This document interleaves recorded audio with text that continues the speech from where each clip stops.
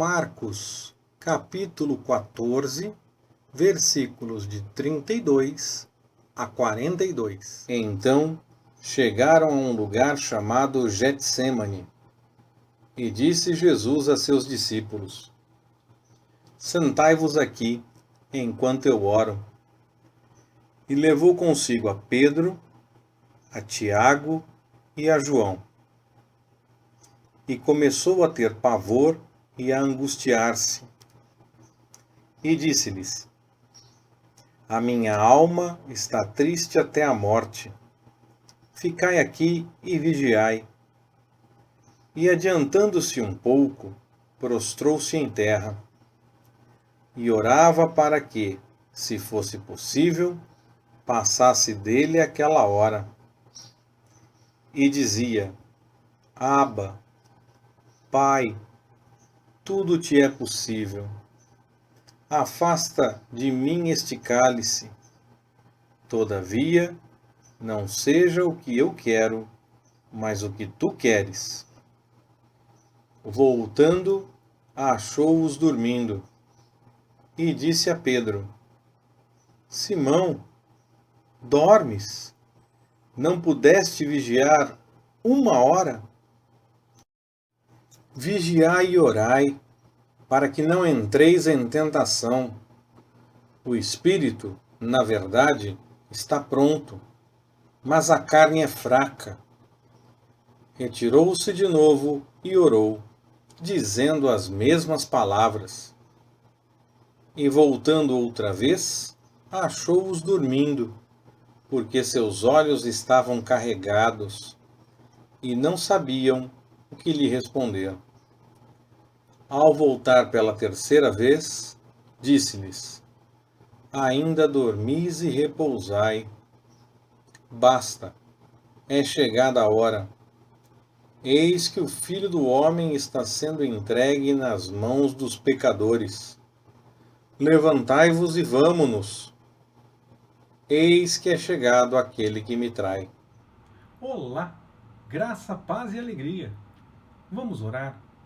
Senhor, nós agradecemos por este momento em que temos a chance de meditar um pouco mais a respeito da Tua Palavra. Abre o nosso entendimento, que nós possamos abrir mão daquilo que mais nos agrada e que nós possamos aceitar a Sua vontade para a nossa vida.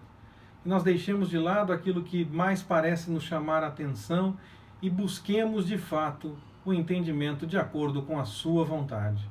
Nós oramos, agradecidos, em nome de Jesus. Amém. Há algumas expressões que as pessoas utilizam e que eu gosto de utilizar para uma conversa de evangelismo ou para uma mensagem, para um estudo bíblico, para facilitar o entendimento e a dinâmica da conversa. Uma dessas frases é que todos os caminhos levam até Deus, e você encontra aqui no nosso espaço essa mensagem, já recomendei por aqui.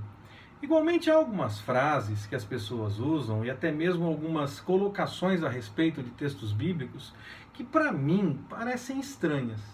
Fico com a impressão que as pessoas não entenderam exatamente o que o texto estava dizendo. Permitindo o Senhor, nós teremos algumas mensagens com algumas dessas expressões, colocações e até interpretações estranhas do texto bíblico que parecem que fazem sentido, mas na verdade eu não vejo da forma como muita gente vê. Acho que o texto está dizendo outra coisa. Vamos começar hoje, tendo em vista o texto bíblico de Marcos lido no início, com uma frase que é bastante divulgada, ganha muitas curtidas e é muito compartilhada nas redes sociais. A frase é a seguinte: a carne só é fraca quando o caráter não é forte. A carne só é fraca quando o caráter não é forte. Há algumas variações, mas o sentido é esse. Nós encontramos a expressão a carne é fraca na boca de Jesus. Então, exatamente por ser algo dito especificamente por Jesus, é que ela chama a minha atenção de uma forma muito especial. Não é que outras passagens bíblicas ditas por outras pessoas não chamem a minha atenção, tanto que nós vamos falar de outras expressões também, mas aquelas que falam a respeito de coisas que Jesus mesmo falou chamam mais ainda a minha atenção, de forma especial. Essa é uma delas. Eu fico com a impressão de que tem alguma coisa estranha, apesar das pessoas gostarem tanto da explicação que a frase apresenta. Eu parei para meditar a respeito e realmente fiquei intrigado com a questão da forma como normalmente as pessoas entendem e o que parece que o texto está dizendo. O contexto em que Jesus diz isso, carne é fraca, é aquele do texto lido no início. Ele está em oração, até clamando para que, se fosse possível, passasse dele aquele cálice. Qual cálice?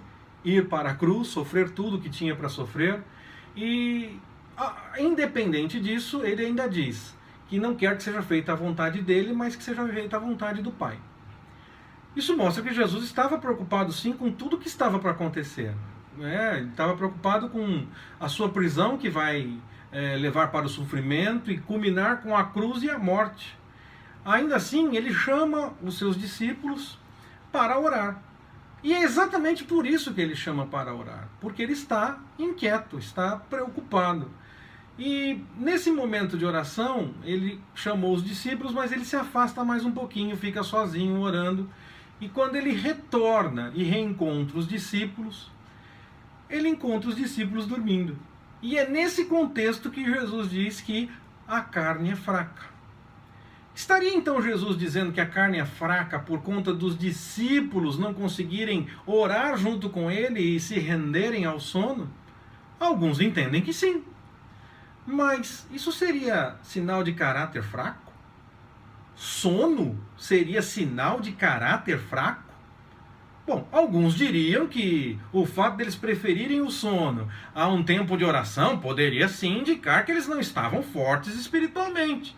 Até usam alguns textos bíblicos que falam a respeito de sono, como por exemplo Jonas, quando está no barco, ou Eutico no meio da pregação de Paulo e outras situações, para tentar legitimar esse entendimento. Se eles estivessem fortes, eles prefeririam orar, enfrentariam o sono e orariam, é claro. Mas o que me chama a atenção aqui, presta atenção nisso. Olha bem, o que me chama a atenção nesse texto? É que a frase em que Jesus diz, a carne é fraca, começa com Jesus dizendo, o espírito está pronto. É isso aí. Pode ler o texto. A frase começa dizendo que o espírito está pronto, mas a carne é fraca. Quando o espírito está pronto, não há fraqueza espiritual. Isso derruba sozinho qualquer possibilidade de dizer que Jesus fala isso para os discípulos por conta deles preferirem o sono e todo o malabarismo que tentam fazer ao dizer tantas outras coisas, misturando tantas outras situações para legitimar que eles estavam fracos espiritualmente. Se o espírito está preparado, não está fraco. Você entendeu isso? Jesus diz que a carne está fraca depois de dizer que o espírito está pronto. Então não há fraqueza no espírito. Presta atenção. Isso é muito interessante, é muito importante entender isso. Por que eu estou preocupado então com essa frase que eu citei? Porque parece que Jesus não está falando sobre isso, não está falando sobre o caráter ser fraco, o espírito estar fraco ou qualquer coisa do tipo. O que eu entendo derruba essa frase. Eu vou repetir essa frase, que ela é muito curtida, ela é muito compartilhada. A carne só é fraca quando o caráter não é forte. Eu entendo pessoalmente que Jesus está falando dele mesmo. É isso aí. Eu entendo que Jesus está falando de si próprio quando fala que o espírito está pronto, mas a carne é fraca. O seu espírito está pronto para fazer a vontade do Pai, mas a carne apresenta as suas angústias. O texto diz, o texto que nós lemos diz, Marcos 14, 32 a 42, você encontra em um dos versículos o seguinte: o texto revelando que Jesus começou a ter pavor e a angustiar-se. Essa angústia, esse pavor, chega a um ponto em que ele pede em oração para que, se fosse possível, passasse dele o cálice, que ele não fosse para o caminho da cruz.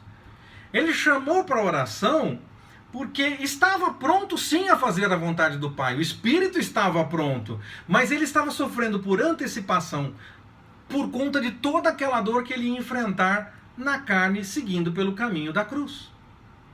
Essa carne estava sofrendo, ela estava fraca e temendo o que estava por acontecer. Além disso, claro, Jesus pode sim estar preocupado com os discípulos, pois se ele passava por toda essa angústia naquele momento, imagino que seria para os discípulos quando enfrentassem alguma perseguição. Mas o texto não mostra isso nesse momento. A oração que Jesus faz não é com relação aos discípulos, nem pedindo nada para eles. Ele pede para que seja passado dele o cálice, se fosse possível. Contudo, que se fizesse a vontade do Pai. Ele faz uma oração muito específica, falando da sua angústia, falando da sua inquietação, e deixando claro que sim, o Espírito está pronto, faça-se a tua vontade, mas a carne é fraca, se for possível, passa de mim esse cálice.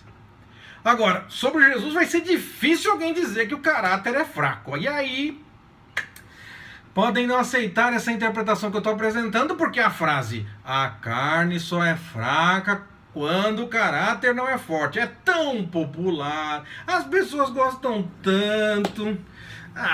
Isso aí você está errado, pastor. Ore ao Senhor, leia o texto, veja todo o contexto desse texto. Essa é a única explicação que faz sentido. Jesus estava sofrendo na carne antecipadamente o que iria acontecer de fato depois. Ele estava angustiado e pedia que, se fosse possível, passasse dele o cálice, que ele não fosse para a cruz, que ele não fosse por esse caminho. Mas o Espírito está tão pronto que ele consegue dizer: não seja como eu quero, mas como tu queres. Ele fala isso para o Pai. Podemos sim ter preocupações, podemos sim ter inquietações, porque a carne é fraca. Entendo que o nosso maior exemplo, Jesus, mostrou exatamente isso na passagem que nós lemos para essa mensagem. Mas quando o Espírito está preparado, ele enfrenta todas as coisas. Absolutamente todas as coisas. Não é sinal de caráter fraco temer. Fugir pode até ser sinal de caráter fraco, mas não todas as vezes. Moisés foge do Egito para depois o Senhor mandá-lo de volta. A família de Jesus foge da matança dos pequeninos e depois eles voltam. Então, às vezes, a fuga é plano de Deus. A gente fica achando que o plano de Deus é só nos livrar do problema enquanto nós estamos passando por ele. E às vezes Deus está falando: sai correndo daí, rapaz. Eu estou te mandando embora, eu estou te revelando antes que você tem que ir embora. É assim que eu vou te proteger, sai daí. Não, a gente fica esperando, deitado eternamente em berço esplêndido, que Deus faça a obra dele, nós não vamos fugir. Às vezes, a fuga é o plano de Deus. Por isso que nem sempre a fuga mostra falta de caráter, falha no caráter, caráter fraco. Às vezes pode ser, está fugindo porque está com medo mesmo. Outras vezes não. O Senhor escolheu aquele caminho. Nós temos que saber discernir qual é a vontade do Pai. Agora, temer nunca é falha de caráter. Ainda mais quando, depois de mostrar e deixar claro que você temeu, você está pronto para enfrentar aquilo que tanto te incomoda para fazer a vontade do Senhor.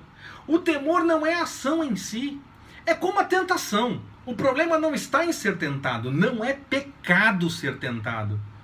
O problema é quando a tentação nos leva para a ação. Aí o pecado se apresenta, quando nós nos rendemos a essa tentação e agimos na direção dela, indo pelo caminho do pecado. Agora, a tentação em si não é. Jesus foi tentado. A tentação não é pecado. Jesus foi tentado e não cedeu a ela. Vê a diferença? A mesma coisa acontece com o temor. Da mesma forma, o temor pode sim apontar para uma ação. Estou morrendo de medo. Mas se o espírito está forte, se nós estamos firmes com o Senhor, o temor apenas revela que nós enfrentamos o que for para fazer a vontade do Senhor, até mesmo o que tememos. Não tente ser um super crente. Esse enfrentar, mesmo o nosso temor, é porque nós buscamos no Senhor a força, e não porque nós somos fortes, nós temos um caráter forte para enfrentar as coisas. Não, é porque o Senhor está se fazendo força na nossa fraqueza, na nossa dor, na nossa angústia. É o Senhor se fazendo força nisso. Quando nós deixamos diante dele isso, ele então transforma a nossa angústia, a nossa dor, o nosso temor em força para realizar a vontade dele. Aceite as suas limitações, seja humano que carece do Senhor. Isso é libertador. Aceite essas limitações e coloque isso diante do Senhor, para que Ele possa te ajudar na hora em que você tiver que enfrentar essas suas limitações, quando for para realizar a vontade dEle. Mesmo o que mais te incomoda, o que mais te preocupa, aquilo que te dá mais medo, se o Senhor te chamar para realizar, em frente e em frente. Leu aqui? Conseguiu ler? Vou dizer de novo. Se o Senhor te chamar para fazer a vontade dele, mesmo que seja diante de algo que seja o que mais te incomoda, siga em frente e em frente. Se você não tem angústias, não há o que enfrentar, nem o que apresentar para o Senhor te ajudar. Você é forte. Ah, não, mas eu sou forte porque o Senhor me faz forte. Então você apresentou diante dele a sua fraqueza para ele fazer força. Você não é forte de si só. Por isso, querer ser super não é para nós. Nós dependemos e carecemos do Senhor. Que Ele nos abençoe. Forte abraço. Até mais, permitindo o Senhor.